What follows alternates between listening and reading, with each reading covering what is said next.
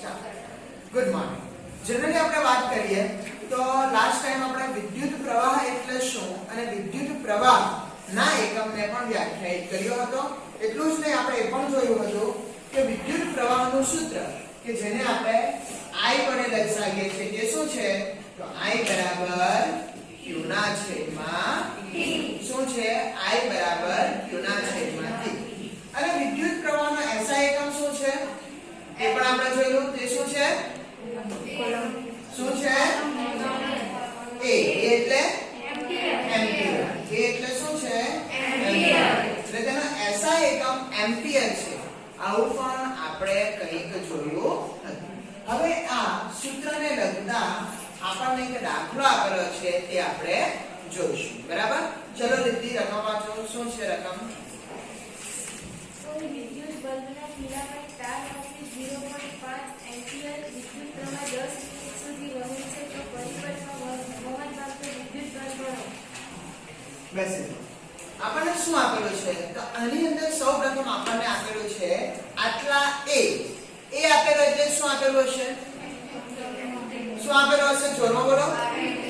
વિદ્યુત પ્રવાહ. વિદ્યુત પ્રવાહ એટલે I બરાબર કેટલા આપેલા? 0.5 એમ્પિયર. બીજું શું આપેલું? મિનિટ એટલે ટાઈમ એટલે t બરાબર 10 મિનિટ. હવે આપણને ખબર કે મિનિટ તો આપણને નહીં ગમે. આપણને તો નાનું નાનું હોય કે છે ગમે. એટલે શું? સેકન્ડ. મિનિટને સેકન્ડમાં ફેરવવાનું. તો 1 મિનિટમાં કેટલી સેકન્ડ આવે? 60 સેકન્ડ આવે. એટલે 10 મિનિટમાં કેટલી? 10 ગુણ્યા 60 બરાબર 600 અને સમય આવી ગયો 600 સેકન્ડ. શોધવાનું શું? અંદર લખેલું છે ગુજરાતીમાં વિદ્યુતભાર. વિદ્યુતભાર એટલે q બરાબર કેટલા? જો q શોધવું હોય તો q બરાબર I બરાબર 0.5 t બરાબર 600. પોઈન્ટ દૂર કરવું તો 5 ના છેદમાં 10 ગુણ્યા 600. એક એક 0 ઉડી જાય. 6 5 300 કુલમ. 300 કુલમ. એટલે આ રીતે આપણે વિદ્યુત ભારની ગણતરી કરી શકીએ છીએ. આવા કોઈ પણ દાખલા પૂછાય કે જેને I અને P આપેલો તો આપણે સરળતાથી Q શોધી શકીએ. પણ આ બધા દાખલા પૂછવાની શક્યતા પ્રમાણમાં ઓછી છે. અત્યંત નાના અને ખૂબ જ સરળ હોવાને કારણે. હા, 1 માર્ક્સ ની અંદર પૂછી શકાય. આવા ક્વેશ્ચન તમને 1 માર્ક્સ ની અંદર પૂછી શકાય. હા, 1 માર્ક્સ ન કરો. બરાબર? કારણ કે આટલો જ છે દાખલો. એમાં કંઈ વધારે નથી. સમજ પડે છે? એટલા માટે સરળતાથી થતો હોવાથી 1 માર્ક્સ ની અંદર આવા દાખલા પૂછી શકાય. એટલો જ મેં તમને અંદર એક પ્રશ્ન આપેલો છે. અને એ પ્રશ્ન અનુસાર બીજા નંબરનો પ્રશ્ન પણ કંઈક આવી જ રીતનો છે. શું છે પ્રશ્ન? આપણી સૌથી પ્યારી વાંચો છે. Last to third bench, blue કલરની ટી-શર્ટ, ડિઝાઇન વાળી. ચાલો બોલો. બીજો પ્રશ્ન વાંચો. ત્રીજો પ્રશ્ન વાંચો. બીજો આપણને આવડતો છે. આપણે કરેલો છે. ઇલેક્ટ્રોનની સંખ્યા ગણો. શું? 1 કુલમ વિદ્યુત તણની રચના કરતા ઇલેક્ટ્રોનની સંખ્યા ગણો. બેસી જાઓ. શું આપેલું છે? 1 કુલમ વિદ્યુત ભારની રચના કરતા ઇલેક્ટ્રોનની સંખ્યા ગણો. આપણને કુલમ એટલે કે q આપેલો છે. કેટલા છે? 1 કુલમ. q આપેલો છે. કેટલા છે? 1 કુલમ. અને ઇલેક્ટ્રોનની સંખ્યા ગણવાની. સંખ્યા એટલે જનરલી આપણે સંખ્યાને n વડે દર્શાવીએ. એટલે n ની ગણતરી કરવાની. હવે q અને n આવ્યું એટલે આપણે કોને યાદ કરવાનું? n. કોને યાદ કરવાનું? n. બરાબર ને? q અને n આવે એટલે n શોધવાનું હોય. કોણ શોધવાનું હોય? n. તો કોને યાદ કરવાનું? n. કયું સૂત્ર છે? q બરાબર n. કયું સૂત્ર છે? q બરાબર n. n જો શોધવું હોય તો q જોઈએ અને e જોઈએ. અને e નું મૂલ્ય આપણને યાદ હોવું જોઈએ દરેકને. શું છે તે? તો e બરાબર 1.6 ગુણ્યા 10 ની -19 કુલમ. 12th સ્ટાન્ડર્ડમાં પણ આ વેલ્યુ આપણે યાદ રાખવાની હશે એટલા માટે આ યાદ રાખજો કે E બરાબર કેટલા તો 1.6 ગુણ્યા 10 ની -19 ઘાત ખબર પડી ગઈ ચલો એ કિંમત મૂકીએ તો Q બરાબર 1 N બરાબર શોધવાનું અને E બરાબર 1.6 ગુણ્યા 10 ની -19 ઘાત આ પૂરેપૂરા ભાગને હું આ તરફ લાવું તો ગુણાકારમાં છે એટલે ભાગાકારમાં થશે માટે 1 ના છેદમાં 1.6 ગુણ્યા 10 ની -19 ઘાત બરાબર n માટે n બરાબર 1 ના છેદમાં 1.6 ગુણ્યા 10 ની કેટલી ઘાત 19 10 ની કેટલી ઘાત 19 છેદમાં માઈનસ હોય તો અંશમાં જાય ને તે ઘાત પ્લસ તો ખબર ને કે છેદ જ નથી ખબર એટલું ઓકે તો 10 ની 19 હવે 1 ભાગ્યા 1.6 કરો 1 ભાગ્યા 1.6 1 ભાગ્યા 1.6 એટલે 10 ભાગ્યા 16 કરવાનું ભાગ ઉડાવવા તો તે પણ ઉડાવી આપો 5 દુ 10 અને 8 દુ 10 ની ઉપર ચલો 5 ભાગ્યા 8 ચલો ફાસ્ટ કરો ભાગાકાર 12 ડિવાઇડ બાય 8 આપણે કેટલા કર્યા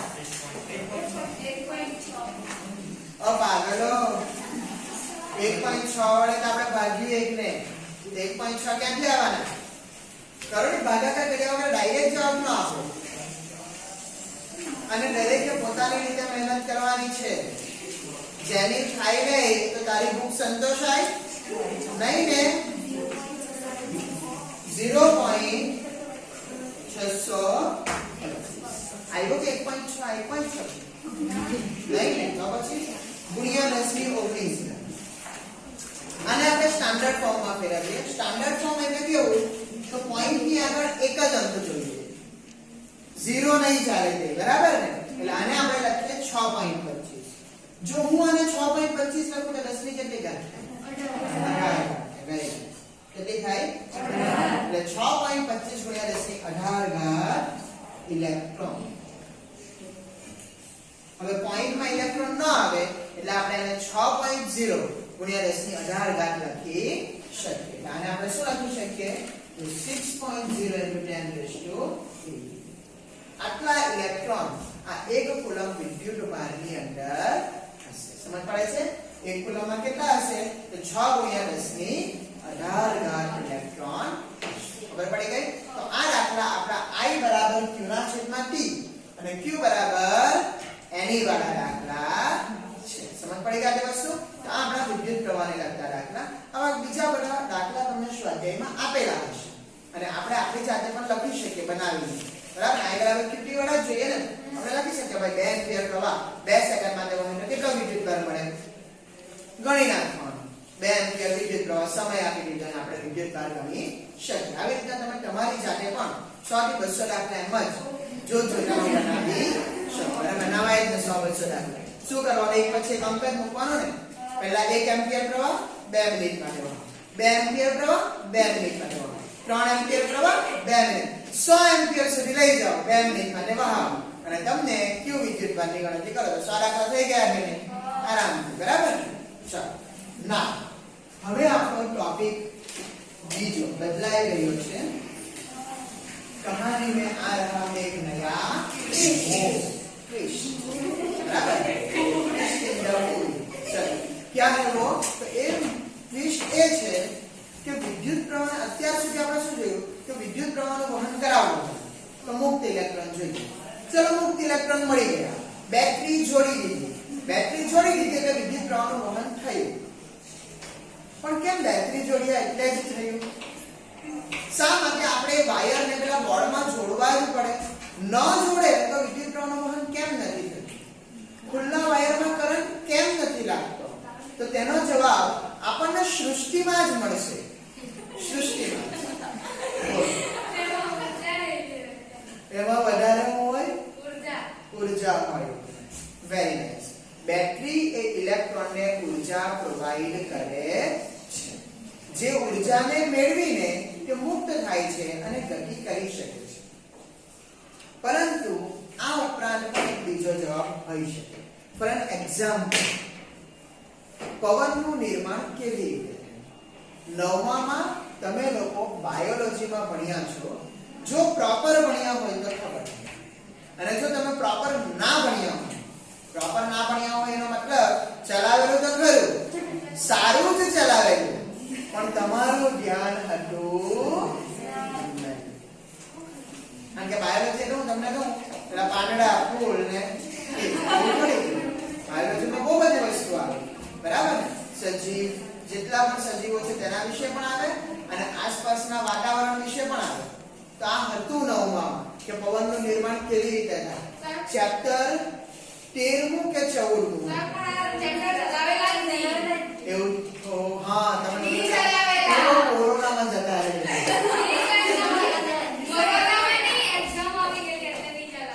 કયું ચેપ્ટર? ઓકે, કઈ તો તે પેલા ભણેલા હશે. કારણ કે 7મા ધોરણની અંદર વાવાઝોડું વાળું એક ચેપ્ટર આવે. 7મા ધોરણમાં યાદ છે, 7મા ધોરણમાં વાવાઝોડા વાળું એક ચેપ્ટર આવતું છે અને એ ચેપ્ટરમાં પણ પવનનું નિર્માણ કેવી રીતે થાય તે બતાવેલું છે.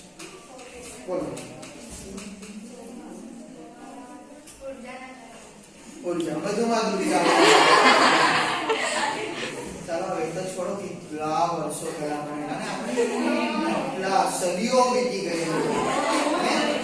હા, પવનનું નિર્માણ કેવી રીતે થાય?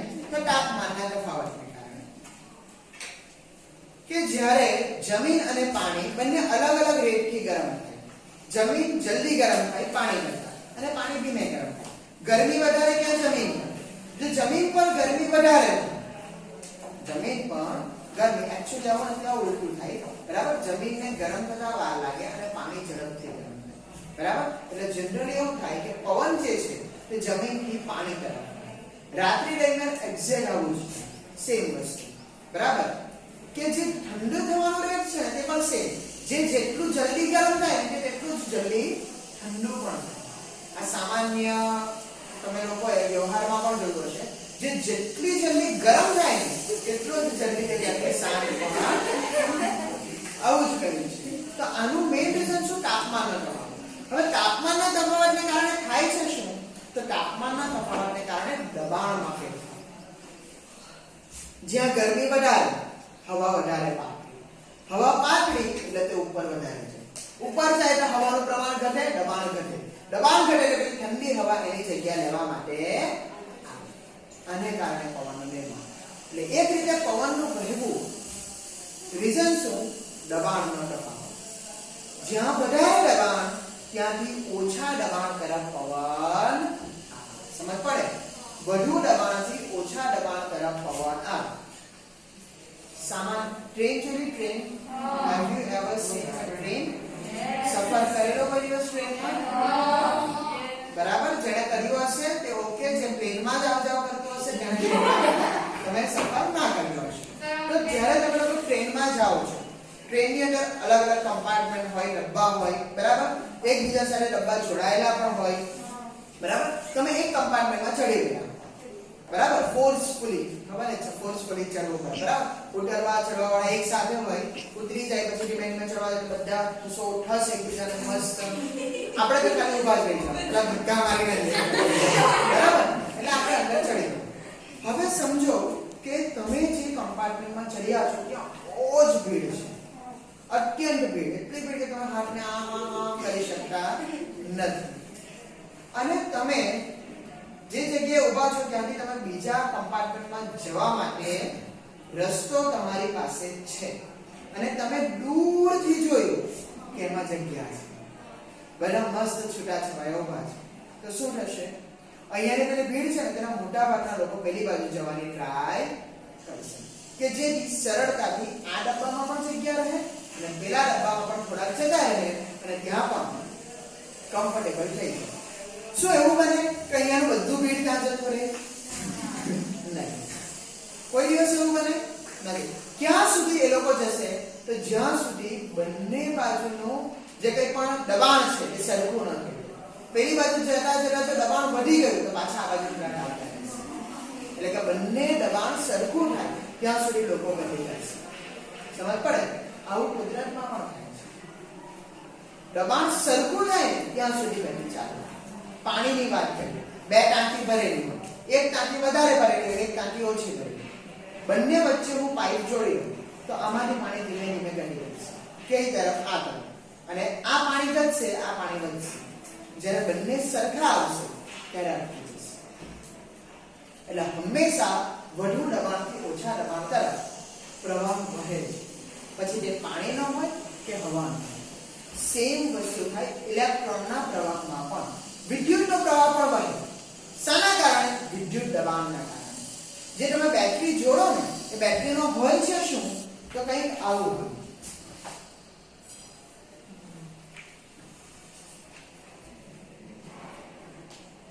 આવું શું ને આની સાથે પછી જોડાયેલું હોય. આનો મતલબ શું થાય? આ લાંબી લાઈનનો મતલબ શું? શું છે લાંબી લાઈનનો મતલબ? શું? ધન. શું? આ પ્લસ. અને નાની લાઈનનો મતલબ આ શું બતાવે? તો આ તફાવત બતાવે, વિદ્યુત દબાણનો તફાવત. કે આ બંને વચ્ચે તફાવત છે. આ પ્લસ છે, આ માઈનસ છે, આ ઓછું છે, આ વધારે છે. ઓછાથી વધારે તરફ ઇલેક્ટ્રોન ગતિ કરશે. ઇલેક્ટ્રોન ક્યાંથી ગતિ કરશે? તો માઈનસ થી પ્લસ તરફ. કોણ? આ રીતે ઇલેક્ટ્રોન ગતિ કરીને જશે. જ્યાં સુધી આમાં પ્લસ માઈનસ રહેશે ત્યાં સુધી તમારો સેલ આવે ને, સેલ એના ઉપર પણ એક બાજુ પ્લસ ને એક બાજુ માઈનસ રહેશે. બરાબર? અને સેલ પૂરો થાય એનો મતલબ શું? પેલો પ્લસ માઈનસ છેકાઈ નથી થતું, પણ એ કોઈ પ્લસ અને કોઈ માઈનસ રહેતું નથી. પછી તમારો જે તફાવત હોય તે પૂરો થઈ જાય. તફાવત પૂરો થઈ જાય એટલે વિદ્યુત પ્રવાહ વહેવાનો. એટલે વિદ્યુત પ્રવાહને વહેવા માટે વિદ્યુત દબાણનો તફાવત શું જોઈએ? વિદ્યુત દબાણમાં તફાવત. અને આ વિદ્યુત દબાણમાં તફાવત છે એને જે લોકોએ બીજું નામ આપેલું છે વિદ્યુત સ્થિતિમાન. એને બીજું નામ આપેલું છે વિદ્યુત સ્થિતિમાન. એટલે બેટરી અથવા તો સેલનું કામ શું? તો વિદ્યુત સ્થિતિમાનના તફાવત જાળવી રાખવાનું કામ કરે. બેટરી અથવા સેલ શું કામ કરે? વિદ્યુત સ્થિતિમાનનો તફાવત જાળવી રાખે. જ્યાં સુધી જાળવી રાખે ત્યાં સુધી વિદ્યુત પ્રવાહનું વહન થાય. આ ઇલેક્ટ્રોન વહે છે માઈનસ થી પ્લસ. બાકી વિદ્યુત પ્રવાહની દિશા કઈ લેવાની? લાસ્ટ ટાઈમ કીધું હતું. વિદ્યુત પ્રવાહની દિશા કઈ લેવાય? પ્લસ થી માઈનસ. કઈ લેવાય? પ્લસ થી માઈનસ. તો વિદ્યુત પ્રવાહ ધન થી ઋણ તરફ વહે છે. રૈવાજિક પ્રવાહ હોવાને કારણે રિવાજ થઈ ગયો. બરાબર? શરૂઆતમાં જ્યારે ઇલેક્ટ્રોનની શોધ ન થઈ હતી ત્યારે લોકોને એવું લાગતું કે વિદ્યુત પ્રવાહ ધન આયનને કારણે વહે. આપણે તો ઇલેક્ટ્રોનની શોધ થઈ એટલે એવું કીધું ને કે વિદ્યુત પ્રવાહ ઋણ આયનને કારણે વહે છે, ઇલેક્ટ્રોન છે. પણ ઇલેક્ટ્રોન હતા જ નહીં, ત્યારે અસ્તિત્વ જ નહીં હતું. એટલે કોઈને ખબર જ નહીં હતી કે ઇલેક્ટ્રોન નામની કોઈ વસ્તુ છે જેનો ઋણ આયન છે. તે વખતે ફક્ત પ્રોટોન છોડાયેલા. એટલે લોકો એવું વિચારતા કે વિદ્યુત પ્રવાહ આ ધન આયનને કારણે વહે છે. ધન આયનને કારણે વહે તેથી એ લોકો પ્લસ થી માઈનસ લીધું. અને રિવાજ તો આપણને ખબર જ, બરાબર? એમ ને એમ જતા નથી. અને તેથી આપણે વિદ્યુત પ્રવાહની દિશા લઈએ છીએ પ્લસ થી માઈનસ. એક્ચ્યુઅલી એની પાછળનું પણ બહુ મોટું રીઝન છે, બરાબર? કે એક્ચ્યુઅલી વિદ્યુત પ્રવાહ આ ધન આયનને કારણે પણ વહે છે, પણ હાલમાં તમને એની જરૂર નથી. સમય જતા આફ્ટર 12 કદાચ તમને લોકોને આ જાણકારી મળી શકે. બાકી હાલમાં આપણે આવું યાદ રાખવાનું કે વિદ્યુત પ્રવાહ ધન થી ઋણ તરફ વહે અને ઇલેક્ટ્રોનનો પ્રવાહ ઋણ થી ધન. અને વહેવા માટે જરૂરી કોણ? તો વિદ્યુત સ્થિતિમાનનો તફાવત. જરૂરી કોણ? વિદ્યુત સ્થિતિમાનનો તફાવત. જો તફાવત હોય તો વિદ્યુત પ્રવાહનું વહન. પણ આ તો આપણને ફક્ત એની જરૂર જ ખબર પડી ને કે વિદ્યુત સ્થિતિમાનનો તફાવત હોય એટલે વિદ્યુત પ્રવાહ વહે. પણ એ છે શું એક્ચ્યુઅલી? એ છે શું? વિદ્યુત સ્થિતિમાનનો તફાવત એટલે છે શું? વિદ્યુત દબાણનો તફાવત. ચાલો, એટલે વિદ્યુત દબાણનો તફાવત બીજું નામ એને આપી દીધું. પણ આ તો બીજું નામ થયું. એક્ચ્યુઅલમાં એ છે શું? અંદર એવું તો શું છે?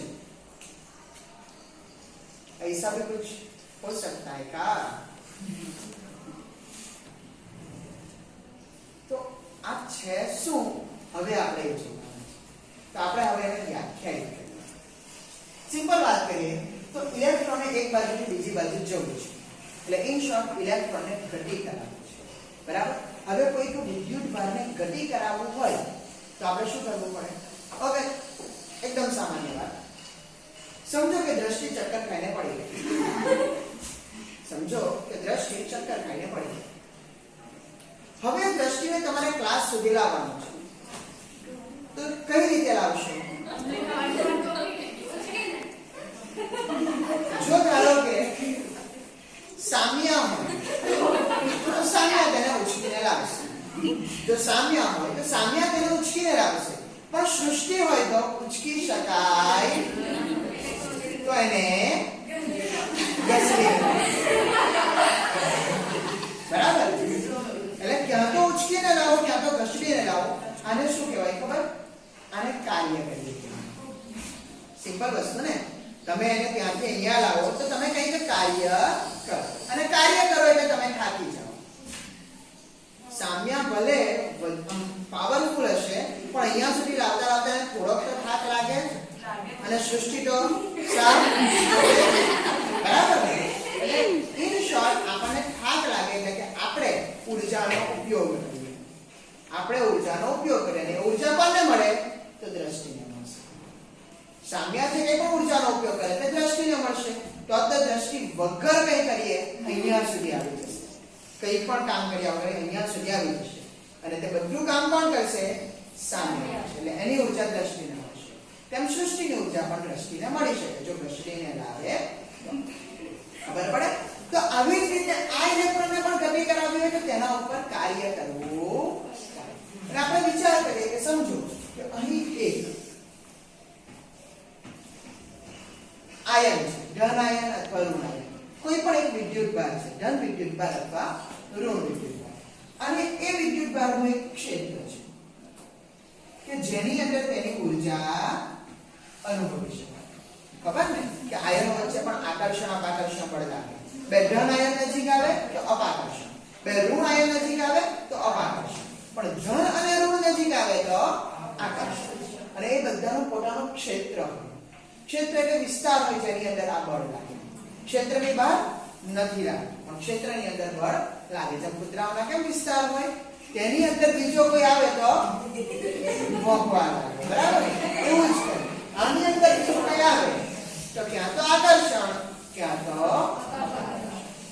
બરાબર. હવે હું કોઈ એક વિદ્યુતભારને અહીંયા રાખું છું. જો આ ધન હોય અને આ પણ ધન હોય તો આને દૂર કરાવશે, ભોંકશે, ચાલ નીકળે. બરાબર? અહીંથી નીકળે કરીને ભોંકશે. પણ એણે જો પોતાનું સ્થાન બચાવી રાખવું હોય તો સામી છાતી એણે પણ લડાઈ કરવી. એટલે આ જો બળ લગાડે આને દૂર કરવા માટે તો આ પણ બળ લગાડે અંદર રહેવા માટે. એટલે કે એને તો હવે પોતે તો લગાડી શકવાનું છે, આપણે જ કાર્ય કરીશું.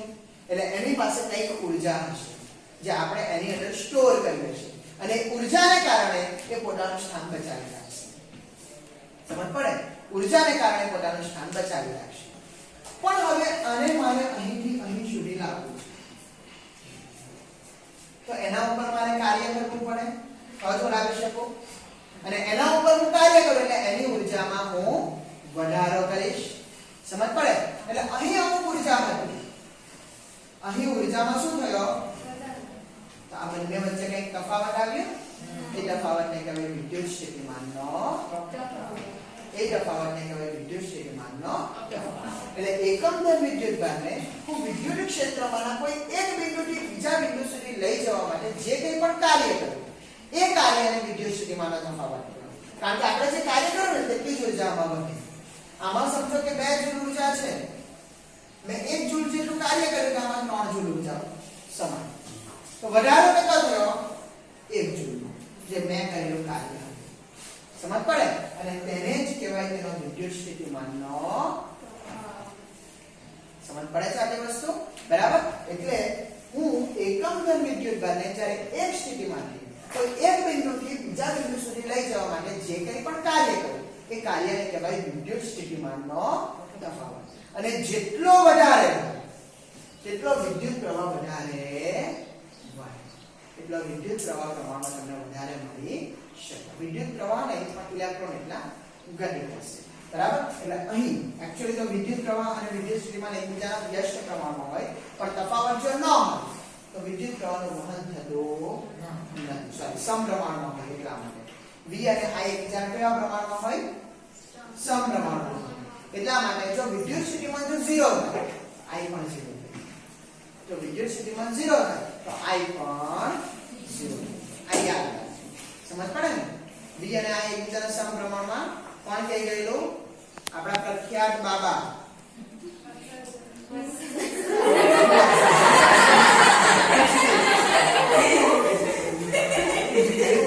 કોણ? ઓમ. કોણ કહી ગયેલું?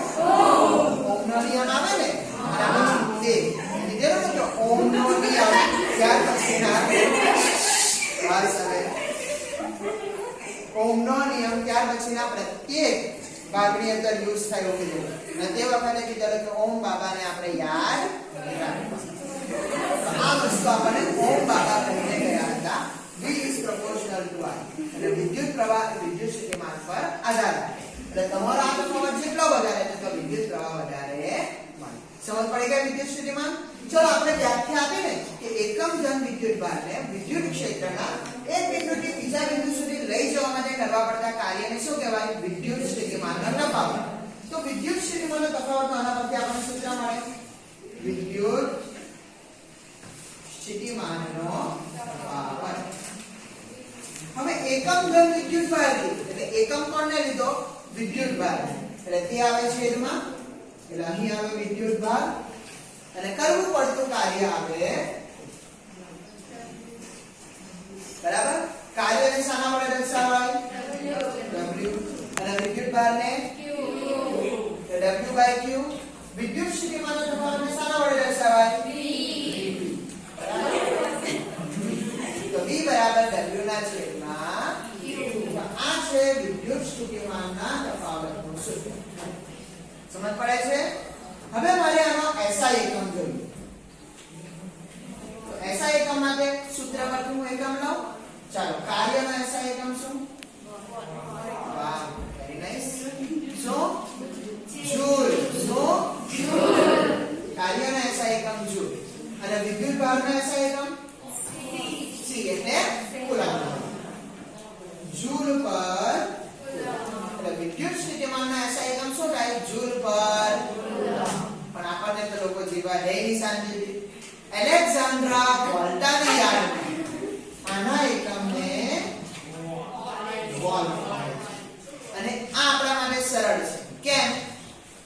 તો વિદ્યુત સ્થિતિમાન એટલે V અને તેનો SI એકમ પણ V, વોલ્ટ, જેને V વડે જ દર્શાવાય છે. જ્યારે દાખલામાં પૂછે ને કે 12 વોલ્ટની બેટરી લઈને જોયા મૂકવા તો V બરાબર 12 વોલ્ટ એમ લખી દેવાય. કારણ કે V ને આપણા એકમ તરીકે વોલ્ટ લીધેલો છે. સમજ પડે? એલેક્ઝાન્ડ્રા વોલ્ટાની યાદમાં તેને વોલ્ટ કહેવામાં આવે છે. જૂલ પર કુલમ્બ. હવે જે રીતના આપણે વિદ્યુત પ્રવાહના એકમને વ્યાખ્યાયિત કર્યું એ પ્રમાણે આપણે વિદ્યુત સ્થિતિમાનના એકમને વ્યાખ્યાયિત કરીએ. તો અહીં આપણે લઈ લઈએ 1 જૂલ 1 કુલમ્બ.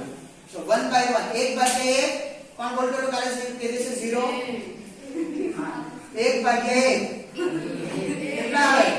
1 બરાબર. 1/1 કેટલા? 1 એટલે 1 વોલ્ટ. એટલે જ્યારે 1 કુલમ્બ વિદ્યુત ભારને વિદ્યુત ક્ષેત્રના એક બિંદુથી બીજા બિંદુ સુધી લઈ જાવ અને ત્યારે કરવું પડતું કાર્ય જો 1 જૂલ હોય. વ્યાખ્યા પેલી છે. ફક્ત એકમ વિદ્યુત ભારની જગ્યાએ 1 કુલમ્બ વિદ્યુત ભાર અને કરવું પડતું કાર્ય 1 જૂલ લઈ લો તો વિદ્યુત સ્થિતિમાનનો તફાવત 1 વોલ્ટ છે એમ કહેવાય. જ્યારે 1 કુલમ્બ વિદ્યુત ભારને વિદ્યુત ક્ષેત્રના એક બિંદુથી બીજા બિંદુ સુધી લઈ જવા માટે કરવું પડતું કાર્ય 1 જૂલ હોય તો 1 વોલ્ટ જેટલો વિદ્યુત સ્થિતિમાનનો તફાવત છે. આવું આપણે કહી શકીએ. ખબર પડે છે આ વસ્તુ? આ રીતે આપણે વિદ્યુત સ્થિતિમાનના તફાવતના એકમને વ્યાખ્યાયિત કરી શકીએ છીએ, જે છે 1 વોલ્ટ. શું છે? 1 વોલ્ટ. એટલે 1 કુલમ્બ વિદ્યુત ભારને વિદ્યુત ક્ષેત્રના એક બિંદુથી બીજા બિંદુ સુધી લઈ જવા માટે કરવું પડતું કાર્ય 1 જૂલ હોય તો તેને 1 વોલ્ટ વિદ્યુત સ્થિતિમાનના તફાવત કહી શકાય. હવે વિદ્યુત સ્થિતિમાનના તફાવતને માપવા માટે કયા સાધનનો ઉપયોગ થાય? તો તે છે વોલ્ટમીટર. શું છે? વોલ્ટમીટર. વિદ્યુત સ્થિતિમાનનો તફાવતને માપવા માટે કયા સાધનનો ઉપયોગ થાય? વોલ્ટમીટર. અને વિદ્યુત પ્રવાહને માપવા માટે યાદ કરો કયું મીટર? એ મીટર. વિદ્યુત પ્રવાહને માપવા માટે કયો? વિદ્યુત પ્રવાહને માપવા માટે એ મીટર અને વિદ્યુત સ્થિતિમાનને માપવા માટે ખબર. યાદ રાખો, વિદ્યુત સ્થિતિમાનને નથી માપવાનું, વિદ્યુત સ્થિતિમાનના તફાવતને માપવાનું છે. એટલે વિદ્યુત સ્થિતિમાનના તફાવતને માપવા માટે વોલ્ટમીટર નામના સાધનનો ઉપયોગ થાય છે. ખબર પડી ગઈ? ઓકે, તો આ થયો વિદ્યુત સ્થિતિમાનનો તફાવત. હવે આપણે જોઈશું એની સાથે જોડાયેલા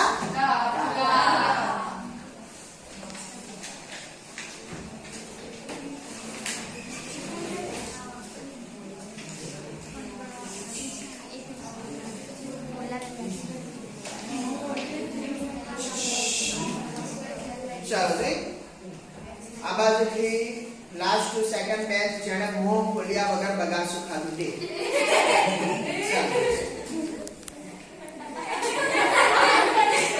ચાલો રકમ વાંચો. 12 વોલ્ટેજ વિદ્યુત સ્થિતિમાનનો તફાવત ધરાવતા બે બિંદુઓ વચ્ચે બે કુલમ વિદ્યુત કાર્ય લઈ જવા માટે કેટલું કાર્ય કરવું પડે? ચાલો બસ અહીં શું આપેલું છે? 12 વોલ્ટનો વિદ્યુત સ્થિતિમાનનો તફાવત. 12 વોલ્ટ આવે એટલે શું છે? V. શું છે? V. તો V બરાબર 12 વોલ્ટ. બીજું શું આપેલું? કુલમ. કુલમ ચોખા આવે. કુલમના ચોખા. બરાબર? શું આપેલું? કુલમ. કુલમ એટલે વિદ્યુત ભાર. Q બરાબર 2 કુલમ. શોધવાનું શું? શોધવાનું શું? કરવું પડતું કાર્ય. શું? W બરાબર કેટલા? સૂત્ર તો આપણી પાસે છે. V બરાબર W ના છેદમાં Q. કિંમત મૂકી દઈએ. V બરાબર 12. W. Q બરાબર આ બાજુ લાવું. 12 ગુણ્યા 2 બરાબર W. અને Q બરાબર બાજુ 24. W બરાબર 24. તો આટલું કાર્ય કરવું સમજ પડે? આટલું કાર્ય કરવું પડે. હવે મેઇન પ્રશ્ન, મારે વિદ્યુત પ્રવાહ માપવો છે તો હું કયા સાધનનો ઉપયોગ કરા? અત્યારે જ જોઈ ગયા. મારે વિદ્યુત પ્રવાહને માપવો છે તો કયા સાધનનો ઉપયોગ કરા?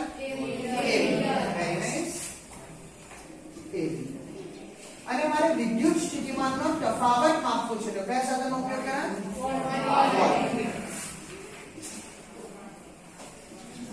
હવે તમને લોકોને ખબર જ છે કે રિવિઝન ચાલતું છે, બરાબર? રિવિઝન જેવું નથી પણ રિવિઝન તો ચાલતું છે, બરાબર? તો તે હિસાબે તમને લોકોને એ પણ ખબર હશે કે આપણે પરિપથ જોડીએ તો પરિપથને બે રીતે જોડાય, ક્યાં તો શ્રેણી, ક્યાં તો સમાંતર, બરાબર? ક્યાં તો શ્રેણી, ક્યાં તો સમાંતર. તો આ બે સાધનોમાંથી કયા સાધનને હું શ્રેણીમાં જોડી શકું અને કયા સાધનને સમાંતર? આ એક અવરોધ છે. આ અવરોધમાંથી પસાર થતો પ્રવાહ માપવો છે અને તેના બે છેડા વચ્ચેનો વિદ્યુત સ્થિતિમાનનો તફાવત માપવો. હું ગુજરાતી બોલું છું, ધ્યાનથી સાંભળો. આમાંથી પસાર થતો પ્રવાહ માપવો છે અને તેના બે છેડા વચ્ચેનો વિદ્યુત સ્થિતિમાનનો તફાવત માપવો છે. તો કયા સાધનને હું શ્રેણીમાં જોડું, કયા સાધનને હું સમાંતરમાં?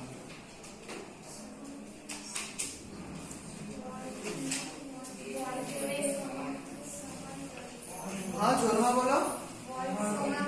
વોલ્ટ સમાંતર અને એ મીટર શ્રેણીમાં. Very good. જો વિદ્યુત પ્રવાહ માપવો હોય તો એ મીટરને શ્રેણીમાં જોડાય.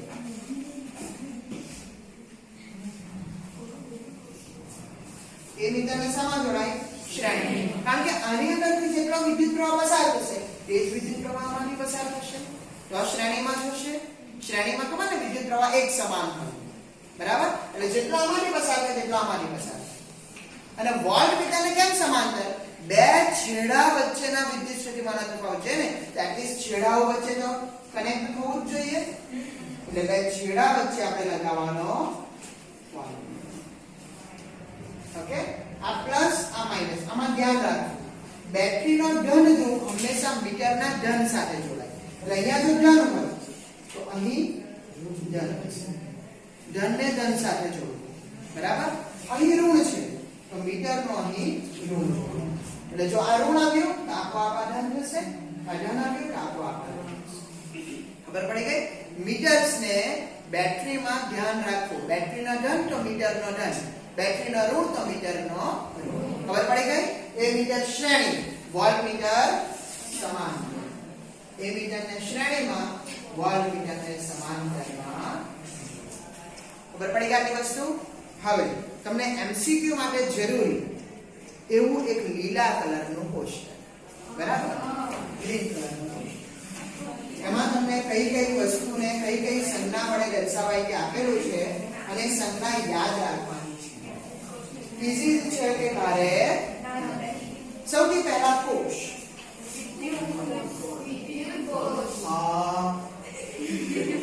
સૌથી પહેલા વિદ્યુત કોષને સામાન્ય ભાષામાં શું કહેવાય વિદ્યુત ઉર્જા પૂરી પાડે તે સાધન પણ એ શું છે વિદ્યુત કોષ એટલે તમે લોકોએ જોયેલું છે વસ્તુ સેલ આપણે જેને સેલ એમ કહે ને પેલા પેન્સિલિયા સેલ ને આ સેલ પેલા જાડા સેલ ને પાતળા સેલ બધા સેલ તમારા વિદ્યુત કોષ છે એ શું છે વિદ્યુત તો વિદ્યુત કોષની સંજ્ઞા કઈ તો આપણને ખબર કે એની અંદર એક ધ્રુવ ધન આવે અને એક ઋણ આવે બરાબર ને સેલ આવે ને એક બાજુ પ્લસ ને એક બાજુ માઈનસ તો આ તમારી સંજ્ઞા હવે સેલનું કામ શું જો સેલ ન હોય તો સાધન નહીં ચાલે ને સેલ આવે તો સાધન ચાલે એટલે તે ઊર્જા પૂરી પાડે કઈ ઊર્જા વિદ્યુત હવે સેલ જ વિદ્યુત કોષ છે ઇલેક્ટ્રિક સેલ છે એટલે વિદ્યુત ઊર્જા પૂરી પાડે એટલે વિદ્યુત ઊર્જા પૂરી ત્યાર પછી બેટરી એટલે શું તો જ્યારે ઘણા બધા સેલ એકબીજા સાથે જોડાય તો બેટરી બને ઘણા બધા સેલ એકબીજા સાથે જોડાય તો તેને બેટરી આપણે કહી શકીએ કારણ કે સેલ એ ઓછી ઊર્જા આપે બેટરી પ્રમાણમાં વધારે એટલે આપણે સમજો કે આપણી પાસે આ જે સેલ છે તે 1.5 વોલ્ટનો છે બરાબર કેટલા છે 1.5 વોલ્ટ અને આપણે 12 વોલ્ટની બેટરી જોઈએ તો શું કરીએ 1.5 વોલ્ટના આપણે કેટલા સેલ લગાવીએ 8 સેલ લગાવીએ જો 8 લગાવીએ તો આપણને 12 વોલ્ટની બેટરી મળી જાય એટલે બેટરી માટેની સંજ્ઞા કઈ તો વધારે સેલ ને એકબીજા સાથે જોડી દેવાના 3 4 જેટલા જોડવાય તમે જોડી શકો એટલે એ તમારી બેટરી આ પ્લસ આ માઈનસ આ પ્લસ આ માઈનસ આ પ્લસ માઈનસ પ્લસ એટલે એક બાજુ પ્લસ એક બાજુ એટલે આ એની સંજ્ઞા એનું પણ કામ શું સેમ બેટરી પણ ઊર્જા જ આપવાની ને વધારે આપશે પણ આપશે તો ઊર્જા જ એટલે બેટરીનું કામ શું વિદ્યુત ઊર્જા પૂરી પાડે ત્યાર પછી કળ ખૂબ મહત્વની વસ્તુ કળ કારણ કે આપણને ઊર્જા હંમેશા માટે જોઈતી નથી કોઈક વાર આપણને એવું સારું લાગે આખો દિવસ લાઈટ ચાલુ જ રહે ઘરની ફ્રીજ તો આપણે ચાલુ રાખીએ પણ લાઈટ પણ આખો દિવસ ચાલુ રહે ચાલે દિવસ દરમિયાન સૂરજ દાદા પરથી મફતમાં મળતી છે લાઈટ તો શા માટે આપણે પ્રકાશ બગાડીએ અને બિલ વધારીએ બરાબર એટલે આપણને કળ જોઈએ કે જ્યારે જોઈએ ત્યારે જ ઇલેક્ટ્રિસિટી આપી શકીએ નથી જરૂર તો ઇલેક્ટ્રિસિટી બંધ કરી દઈએ એટલે કળનું કામ શું તો જરૂરત સમયે ઓન ઓફ પરિપથને ચાલુ અને બંધ કરવાનું કામ તો જ્યારે કળ તમારી આ રીતે તો આને કહેવાય ખુલ્લી આને શું કહેવાય ખુલ્લી કળ અને જ્યારે કળ આ રીતે આને કહેવાય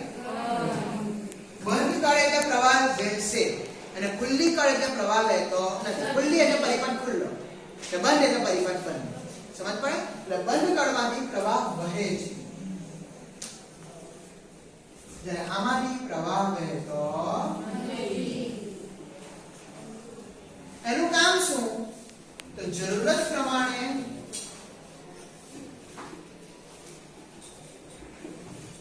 વિદ્યુત પ્રવાહનું વહન ચાલુ બંધ જ્યારે જરૂર પડે ત્યારે મૂકી દો જરૂર નથી તો કાઢી નાખો બરાબર ને આની અંદર જે કંઈ પણ આપણે કડકમાં મૂકતા હશે ને તે કાઢી નાખો તો પ્રવાહ બને. મૂકી દો અંદર એટલે પ્રવાહ ચાલુ. એ જ રીતે આવે સ્વિચ. સેમ વસ્તુ. આને કહેવાય બંધ સ્વિચ એટલે કે ખુલ્લી સ્વિચ. ખુલ્લી સ્વિચ. અને આને કહેવાય चालू. इसको बोलते हैं ऑन, इसको बोलते हैं ऑफ. बराबर आपकी वस्तु सेम था. जरूरत प्रमाणे विद्युत प्रवाहનું વહન ચાલુ બંધ કરી શકાય. ખબર પડી ગઈ આપણી વસ્તુ. હવે જોઈએ અવરોધ.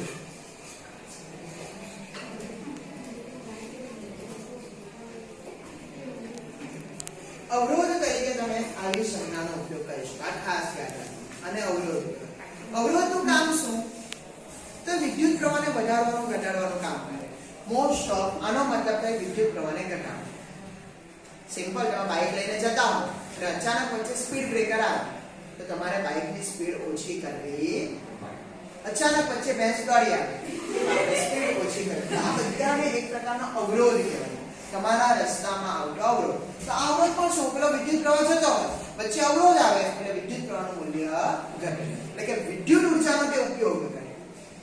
બલ્બ પણ એક પ્રકારનો અવરોધ જ કહેવાય. વિદ્યુત ઉર્જાનો ઉપયોગ કરે તો ઉર્જા પ્રકાશ ઉર્જામાં ફેરવે અને બાકીની ઉર્જાને મોકલી આપે.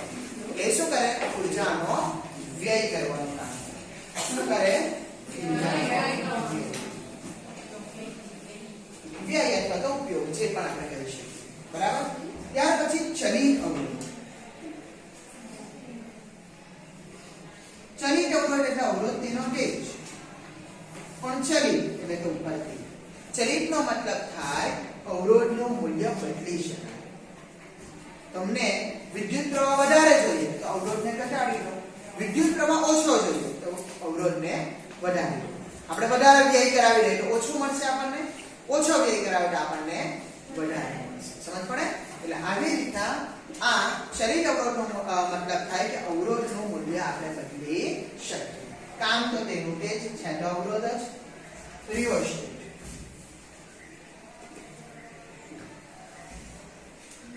રિયોસ્ટેટ શું છે? તો એ પણ એક પ્રકારનો ચલિત અવરોધ જ છે. રિયોસ્ટેટ શું છે? એ પણ એક પ્રકારનો ચલિત અવરોધ જ છે. આ સ્લાઇડને આગળ પાછળ ખસેડો. આ ઉપરનું તીર છે ને તેને આગળ પાછળ ખસેડો એટલે અવરોધનું મૂલ્ય બદલાશે. આ બાજુ ખસેડો ઓછું થશે, પેલી બાજુ ખસેડો વધશે. આ રીતે આપણે અવરોધનું મૂલ્ય વધારે અથવા ઘટાડી શકીએ છીએ. કામ એ છે. એક જ કામ. ખબર પડી ગઈ આ વસ્તુ? તે જ પ્રમાણે વિદ્યુત બલ્બ.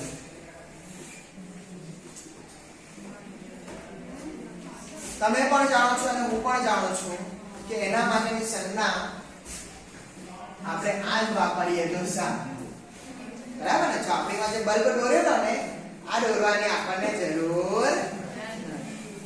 આપણે આનો જ ઉપયોગ કરીશું. બાકી પેલો તો જોઈને ખબર પડી જ જશે કે આ બલ્બ છે. જે ધારો કે આપણે તો ખબર જ પડી જાય કે આ વિદ્યુત બલ્બ છે.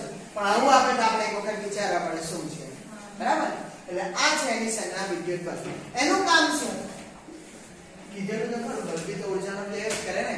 પ્રકાશ ઉર્જામાં ફેરવે ક્યાં તો ઉષ્મા ઉર્જામાં ફેરવે.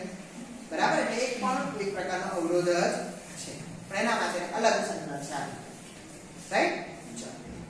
હવે વોલ્ટમીટર અને एमीटर. इसमें सबसे पहले हम देखेंगे एमीटर को पहले पढ़ा था इस वजह से, फिर वो नाराज हो गया तो राइट. सो एमीटर ની સંજ્ઞા શું?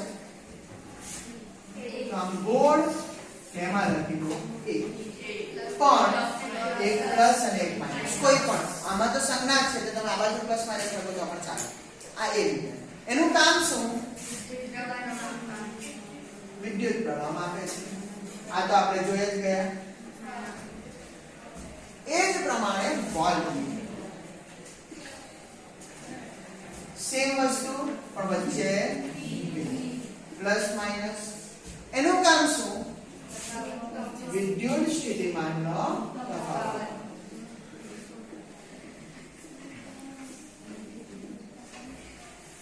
બરાબર અને એક વધારાનું લખાવેલું હતું બરાબર જેને કહેવાય ગેલ્વેનોમીટર શું કહેવાય ગેલ્વેનोमीटर संज्ञा શું તો बीच में लिखेंगे जी नो प्लस नो माइनस ગમે એને કનેક્ટ કરી શકો એની અંદર કોઈ પ્લસ માઈનસ આવતા નથી ધ્રુવો નહીં આવે એટલે તમે એને કનેક્ટ કરી શકો એને કહેવાય ગેલ્વેનોમીટર એનું કામ શું તે ફક્ત વિદ્યુત પ્રવાહની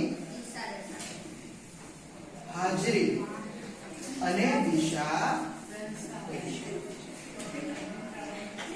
તે વિદ્યુત પ્રવાહની દિશા દર્શાવવાનું કામ હવે દિશા દર્શાવે એટલે આપોઆપ એની હાજરી આપણને ખબર પડી જાય કે આમાંથી વિદ્યુત પ્રવાહ વહે છે જો ગેલ્વેનોમીટર 0 પર તો અંદરથી વિદ્યુત પ્રવાહ નથી જતો પણ ગેલ્વેનોમીટર કોણાવર્તન દર્શાવે કોણાવર્તન એટલે પેલી સોય હોય ને આમ તેમ થાય તેને કોણાવર્તન કહેવાય બરાબર એક બાજુ જાય તો વિદ્યુત પ્રવાહ એ તરફ બીજી બાજુ જાય તો વિદ્યુત પ્રવાહ વિરુદ્ધ બાજુ એટલે આ રીતના તે દિશામાં સૂચન કરે અને વિદ્યુત પ્રવાહની અંદરથી જઈ રહ્યો છે આવું પણ દર્શાવે છે એટલે એક રીતે ગેલ્વેનોમીટર એ વિદ્યુત પ્રવાહની હાજરી દર્શાવવાનું કામ કરે છે ગેલ્વેનોમીટર શું કામ કરે છે વિદ્યુત પ્રવાહની હાજરી દર્શાવે છે ખબર પડી ગઈ આપણી વસ્તુ તો આજે આપણે જે વસ્તુ જોઈ તે કઈ તો વિદ્યુત સ્થિતિમાનનો તફાવત અને આટલી બધી સંજ્ઞાઓ જે તમને પૂછી શકાય ત્યાર પછીનો જે આપણો ટોપિક છે જેને કહેવાય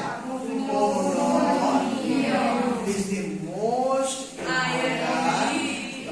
ખબર પડે એમાંથી એક જ એમાંથી છે કે જેની અંદર 3 ક્વેશ્ચન અલગ અલગ પૂછી શકાય એટલે બહુ જ ઇમ્પોર્ટન્ટ છે સમજ પડે એટલે તે વસ્તુ આપણે નેક્સ્ટ ટાઈમ જોઈશું આજે આપણી પાસે 8 જ મિનિટ બચી છે તો 8 મિનિટમાં આપણે એ ટોપિક પૂરો કરી શકતા નથી બરાબર એટલે આપણે અહીંયા સુધી આજે જોવાનો ઓકે